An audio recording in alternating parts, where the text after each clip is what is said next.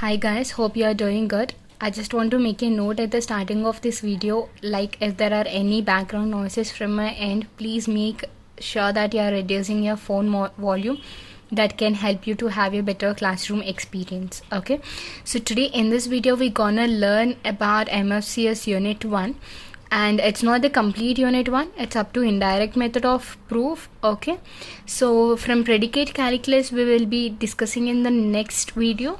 Up to now we will be discussing about indirect method of proof. So just get ready for your journey of MFCS unit 1, and you're gonna complete unit 1, half of the revision within this video. Great, right? Let's start.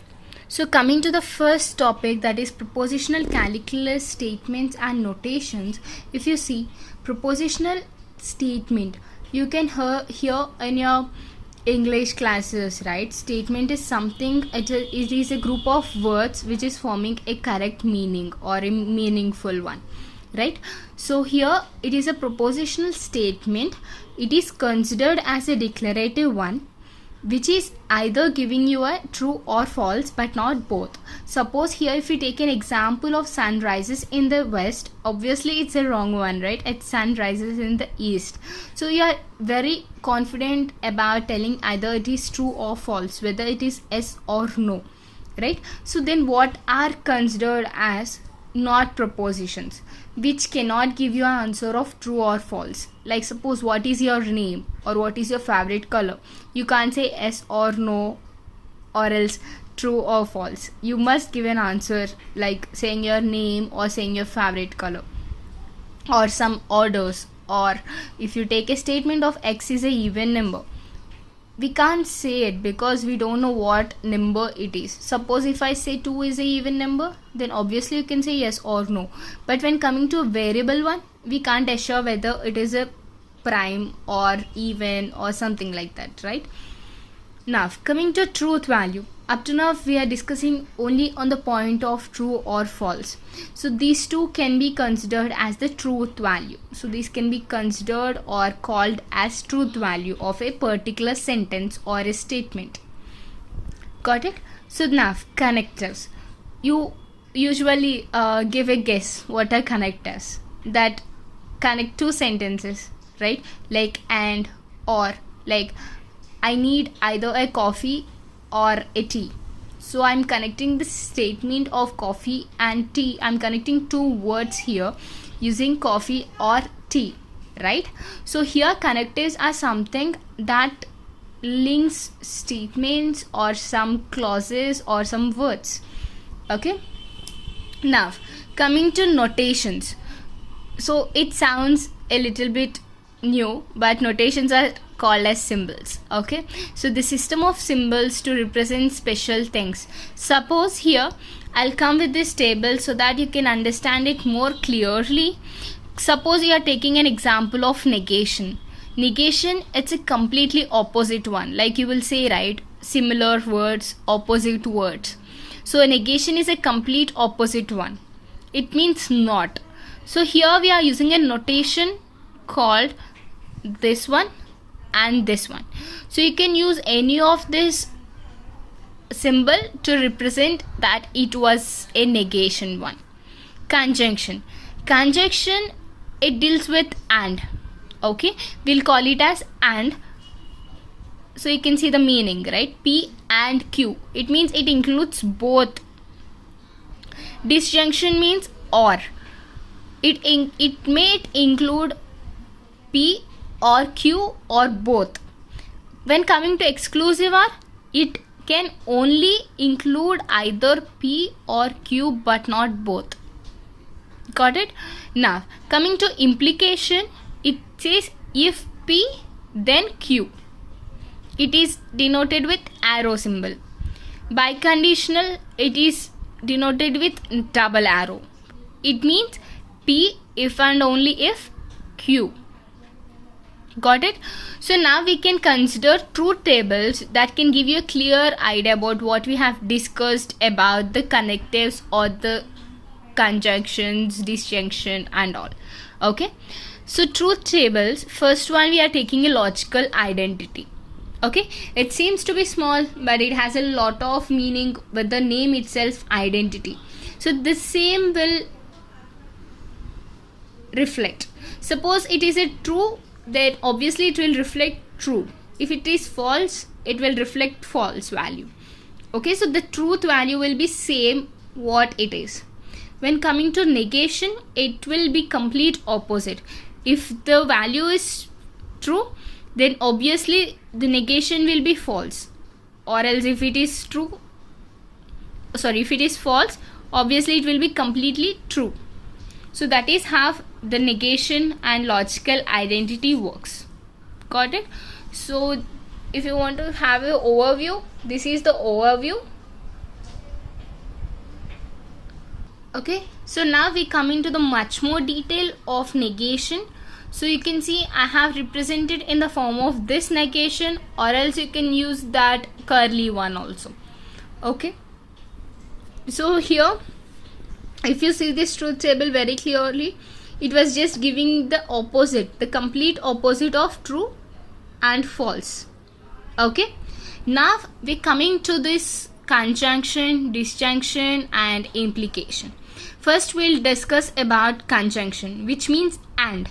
Okay, so if you see in this case of P and Q, you can find true, false, false, but what it is, right? So this will produce a value of true if both of its operands are true.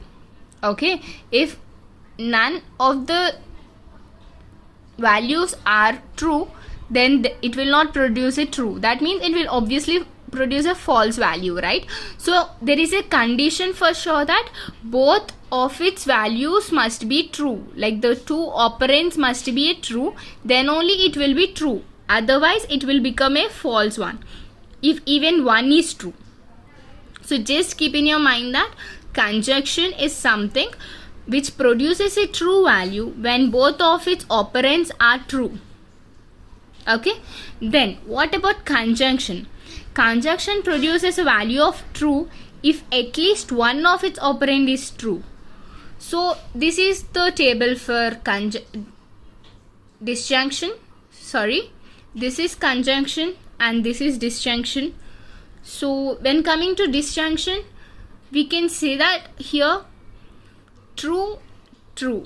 So at least one is true, it will give you a value of true, right?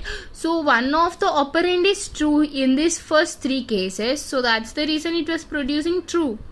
If both are false, then obviously it gives you a false one, right?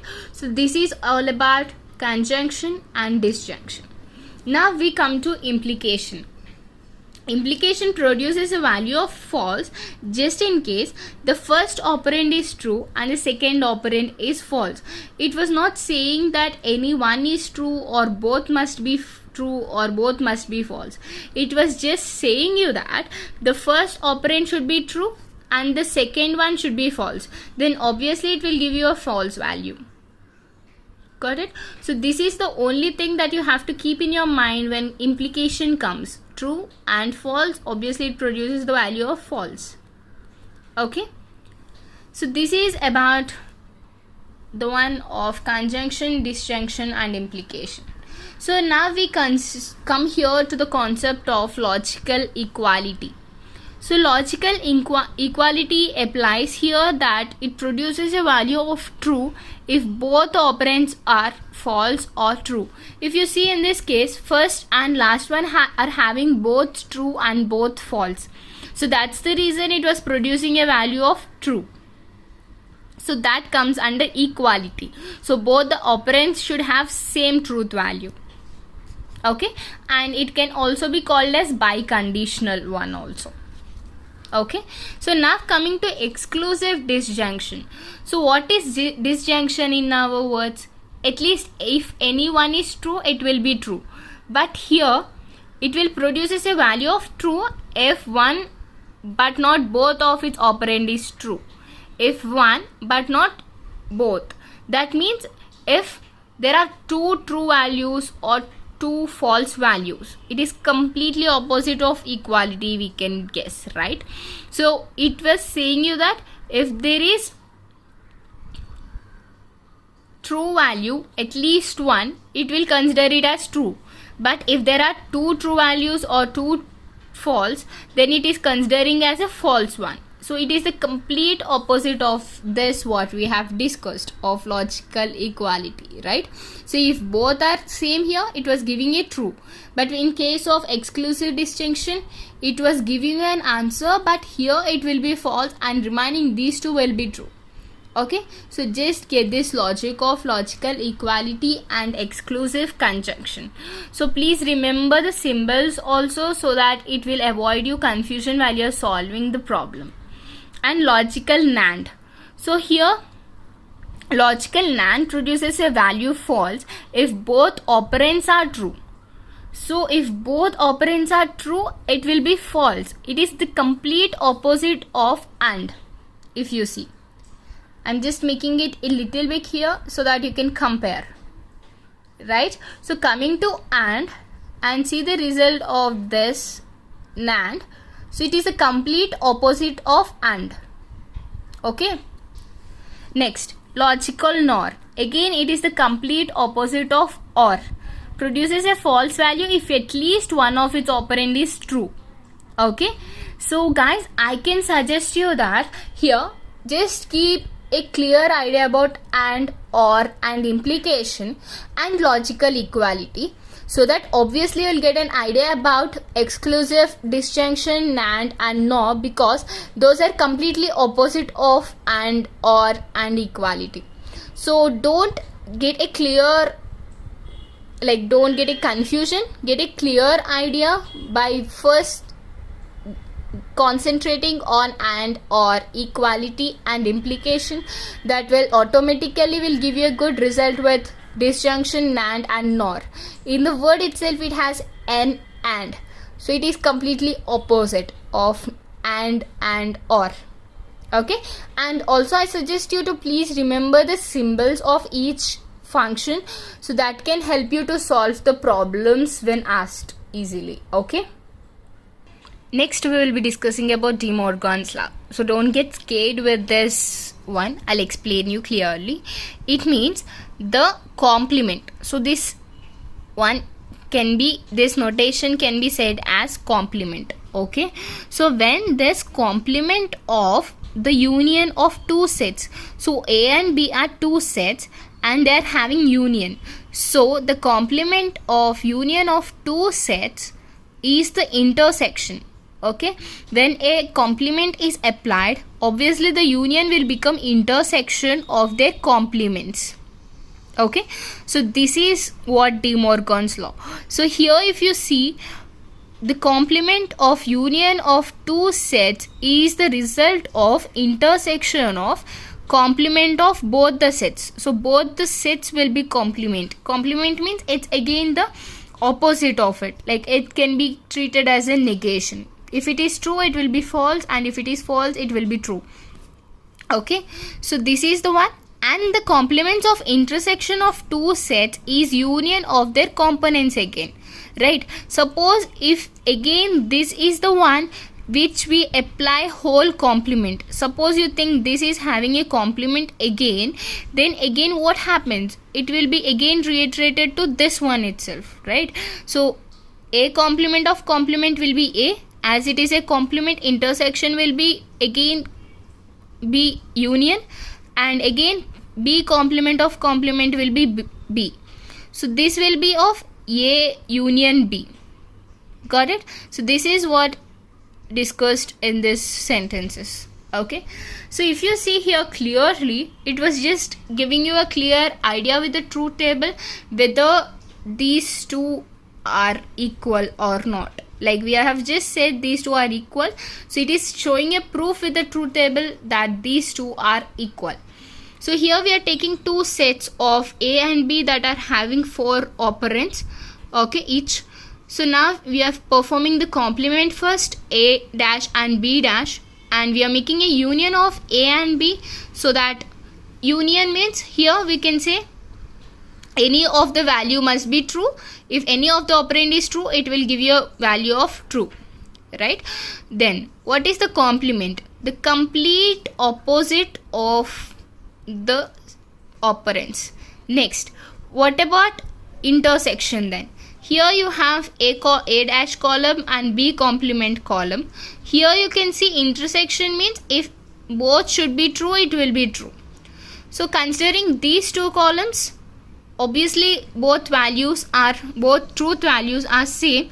Hence A union B complement equals to A complement intersection B complement. Okay. Now, coming to this concept of well-formed formulas. Okay, so a well-formed formula is an infinite sequence of symbols from a given alphabet that is part of a formal language.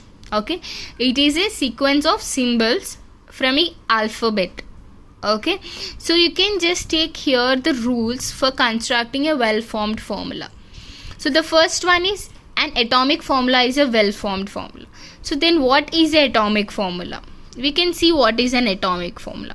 A predicate name followed by the list of variables such as p of x comma y, where p is a predicate name and x comma y are variables, is called as a atomic formula. Okay, so a name followed by the list of the variables. So here p is the name and variables are x and y. So if it is the thing, then it will be if this structure applies, then it is a well-formed formula. If A is considered as a well-formed formula, obviously its negation also be considered as a well-formed formula. Okay, if A and B are well-formed formulas, then their conjunction or disjunction and implication are also considered as well-formed formula. Okay, and the fourth one is if A is a well-formed formula and x is a variable, then we can consider that x, A and negation of x, A are also well-formed formulas. Okay, now coming to the examples to check whether negation and negation of A is a well-formed formula or not. If suppose A is a well-formed formula, obviously its negation, coming to rule 2, if A is well-formed formula, obviously its negation of A is also a well-formed formula, right? So by the rules we can obviously prove whether a given statement or a proposition is a well-formed formula or not. Coming to this negation of A into B, so here dot can be considered as AND. Okay, so in this, by using rule 3, it will be joining negation A and B. So obviously this is also a well-formed formula if A and B are well-formed. Okay, so now it's a tautology. Now it's a very easy concept, I can tell you, and contradiction, these are my favorite concepts because it's very easy to do the problems also. Okay, so when coming to tautology, if it's a truth value is true for all, like in the complete given table, if you get the output as all true for all the values, then it is called as tautology. Let's read it once again. A proposition is said to be tautology if its truth value is true for any assignment of true values to its components. So it should be true for every value that it is assigned. Suppose you are taking an example of P or negation P. Okay, so when coming to this disjunction one, see here, both of them has produced the result of true only, right? So it is considered as tautology. I'm giving you a challenge that please do this. Okay, you can take, as there are two variables, like you can say two sets, you can take 4 values like this and perform like this. You can take A and B and first do the A implication B, and this value of truth values do the conjunction with A, and again this complete value of truth values do the implication for B, and let me know whether it was giving you a tautology or not. Like the complete set should give you a truth value in the column of the output. Okay, so contradiction is the complete opposite of tautology. So if the truth value is false for any assignment of truth values. Okay, for any assignment it must produce a value of false for all of it. Okay, so the same, you can just remember this example of P disjunction negation, P is for tautology, P conjunction negation, P is for contradiction. Then what is contingency? So what is contingency? It is neither a tautology nor a contradiction. Like this one, this one can be considered as contingency because it is neither a tautology nor a contradiction, because we are having 3 false and 1 true. If all are false here, it can be considered as contradiction. If all are true, then it is said to be tautology. Got it? We are coming to the concept of equivalence of formulas. So equivalence of the formula, in the name itself it has equivalent, that is both are equal. Of suppose if you have taken it two logical expressions, they are said to be equal if the truth values are same in all the cases.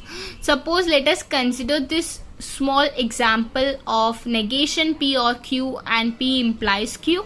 Here you can see the values, like suppose we have to construct a truth table for sure, and let's check the two values of both negation P or Q and P implies Q.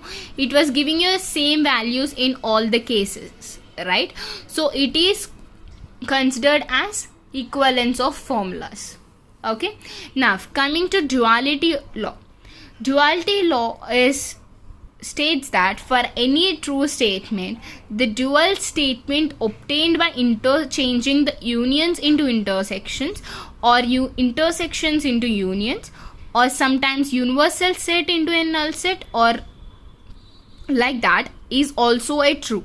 Suppose here, if you see, if this is the sentence, if you are taking this statement of A intersection B whole union C, then it can be giving the same one when the symbols are interchanged. Suppose here you are writing intersection, and here instead of intersection we have replaced with union, and instead of union we have replaced with intersection. So duality law is something that states that it will be same if we also change the intersections. Okay, this is considered as duality law. If you have any doubt, you can just construct a truth table for this one along with this and just check the values that are obtained. Obviously these two values will be equal. Okay, then what is tautological implication? Tautological implication means, suppose if you are taking it two propositions P and Q, P is said to be tautologically implied by Q if and only if P implies Q is tautology. Okay, here we are telling tautological implication, right? So this arrow or this arrow will be considered, it is a denotation, like it can be considered as a notation of tautological implication. Okay, so it can be read as P implies Q. Okay, so if P and Q are given, P is said to be tautologically of Q if and only if it is a tautology. Okay, let's see with an example. Don't make it more complicated. So here we are just taking an example of P implies Q, which is a tautological implication of P implies P and Q. So here this complete statement I considered it as A, and this complete statement you can consider it as B. So that here hence there are two values like A and B. So the number of rows that must be given are 4 rows, 2 power n, that is 4 rows. So suppose here you are taking the truth table of P and Q. So suppose if you are taking the two sets of P and Q, and we have taken an implication and conjunction, and here if you see, please don't confuse, here I have written this as B, which implies I have done an implication one. For this, for column 1 and column 4, I have done an implication, which means true false is false and remaining all are true. Okay, so for this, and again for P implies Q, that means for column 3 and so when we consider this P and Q2 sets having the truth values, so here as we have taken, I'm taking P implies Q and P and Q as it is present here and not making it more complex. So when you have these statements, make sure that you're dealing with the small parts first so that it will not give you a complex things later. Okay, so first P implies Q, P and Q, and again here I'm making this P implies P and Q by taking the first column and the fourth column. Okay, now for the entire thing, so if you see here, it's not a tautology, it's something like contingency we can say. Now when I take with the final output of A implies B, so P implies Q is in third column and P implies P and Q is in fifth column. So when I do both of this of the implication, it was giving me a tautology.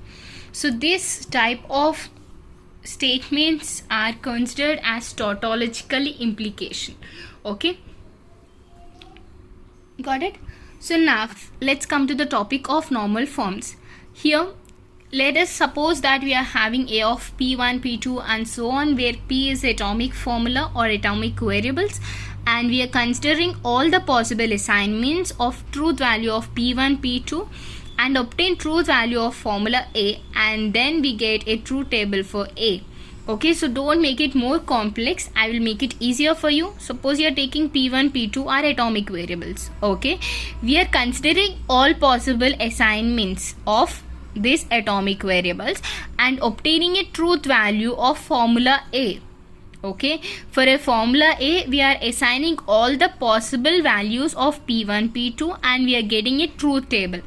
Okay, let's make it clear that here there are different types of normal forms, but major today we are discussing about two, that is disjunctive normal form and conjunctive normal form. Okay, suppose if you are taking PQ are two statements, then disjunctive means or, right? So here I just keep it in your mind before getting into this disjunctive normal form or conjunctive. First, these two statements are very important. Okay, so please read it carefully, that a product of variables and their negations in a formula is called as elementary product. So product means obviously it is a conjunctive symbol, right? So the product of variables and their negations are an elementary product, and the sum of variables and their negations is an elementary sum. Okay, I'll just write so that you can get an idea. Okay, suppose for this one I'm writing it here. Suppose the product of variables, product in the sense we are having the like the conjunctive one, so the product, or suppose this can also be a product, like I'm taking one P compound statement, I'm considering as this one as one statement, and this is the product of another one. So here we are having the product of the statements. Okay, the product of two compound statements, so it is a disjunctive, like conjunctive normal form. But when coming to this of this sum, I can write it as A and B. This is one, it is summing up with B of this one, or we can also write as A intersection C. So anything, some compound statements or variables that are connecting with the conjunctive or disjunctive. So if it is connecting with a conjunctive one product, it is called as elementary product. If it is with a sum, then it is called as elementary sum. Okay, so sum of elementary product is DNF. Okay, that means disjunctive normal form. The product of elementary sum is conjunctive normal form, because it is the giving you, and it was giving you a product of two sums. Here it was giving you a product, it is giving you a sum of two products. Don't get confused. If it is the sum of two products, then it is disjunctive normal form, and if it is giving you a sum of like product of two sums, then it is obviously it is a conjunctive normal form. Okay, I'm making like this so that you can just differentiate between the DNF and CNF. Okay, so now our topic is all about theory of inference for statement calculus. So here we will have equivalent formulas and rule of inference and implication rule. So I must tell you that don't get fear of this. Those are very easy formulas that you're gonna learn, so just learn it as a fun. Okay, so here coming to the rules of inference, we have rule P and rule T. So whenever a proposition or a statements are given, so when we want to introduce that particular statement or the particular variables into the proof or the theorem, like in the one, so that you have to write it as a rule P. That means you are introducing that to the statement or to the problem now. Okay, and coming to rule T, a formula or solution may be introduced in a derivation. Okay, so while you're deriving some particular thing, you can use a formula that can help you to minimize or solve it much well. So you have to tell in every step which rule you are implying towards the solving of the derivations. Okay, so here these are the things that you have to take in mind. So coming to equivalent formulas, it would be very better if you're going through it, but mostly concentrate on implication formulas that can help you to get a clear idea about solving a problem and deriving the solution for it.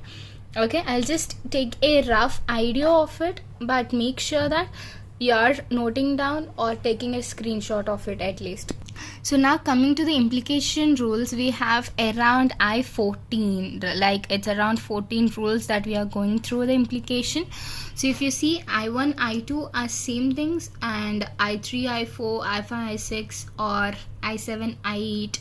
So these are something that you have to just write a note or take some time of 5 to 10 minutes to practice or note down in some paper, so that can help you while you're solving the problems. Okay, so these are the things that you have to just go through. So if you see in the I13, I'll just tell you with an example, like if it's P implies Q and Q implies R, that means it is directly P implies R, like you know, right? A equals to B and B equals to C, so we can say A equals to C. It's something like that when you relate everything to the scenarios that you have gone through.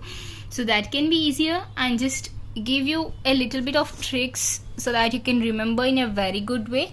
And coming to equivalent formulas, you'll have double negation, that is negation of a negation, and commutative law, like you know it, right? These are all the things that you know it, so nothing to worry or don't make it complicate. So than complicating the things, make it with the real life examples that you already know, right? Commutative law is something A equals to B or B equals to, like A plus B equals to B plus C, like that. And associative law, like A into B plus C equals to. So I hope you got it, right? So just go through each and everything. At present I am not discussing, because it's not a discussing one or explaining thing, that you have to keep the concentration on it. So my suggestion is take a screenshot or write this in a paper so that you can get a clear idea of it. Now coming to the concept of consistency of premises. Like, what are consistency of premises? Suppose you are taking a set of formulas like H1 and H2 and so on. So we have to say it consistent if their conjunction has truth value true. So when you're performing a conjunction between the formulas, if it was having a truth value of true, for some truth values are two atomic variables in H1 and H2, so then it can be considered as a consistency. Okay, so it is clearly saying that the conjunction must have the truth value at least for some. Okay, so now the necessary and sufficient condition for implication H1 H2 is contradiction, that is R and negation R. Let's take an example so that you can have a clear understanding. When we are taking about the premises P implies R, P implies Q, and Q implies negation R and P, we have to prove that is inconsistent. So first, by using rule P. What is rule P? To introduce something into the derivation, right? So we are introducing this P implies Q, which was given in our problem statement now, and we are also introducing Q implies negation R. Okay, now by comparing 1 and 2, we are having a rule T of I13. What is I13? If I told you, right, A equals to B and B equals to C, then obviously A equals to C. So here also, if you see, P implies Q and Q implies negation R, which can be directly written as P implies negation R. So here make sure that you are stating rule P when you are introducing new thing to the derivation. And also on your left hand side, it would be great if you are writing by using which to you are applying the formula in a flavor bracket or like that. And on the right side, if you write the rule T stating which implication rule you are using. Okay, so then we are introducing again P, and again we are taking the 3 and 4 statements and making negation R. Okay, here negation R has been implied by taking P implies negation R and P by using the rule I12. Again we are introducing new thing of P implies R. Again, see, every time when you are writing or introducing something, make sure that any of such things can be replicated in the form of implication rules that we have, and try to solve it as much as you can. So this is how you have to solve a problem by using the implication rules. Okay, I hope you got an idea, right? Great. Now coming to indirect method of proof. So what is indirect?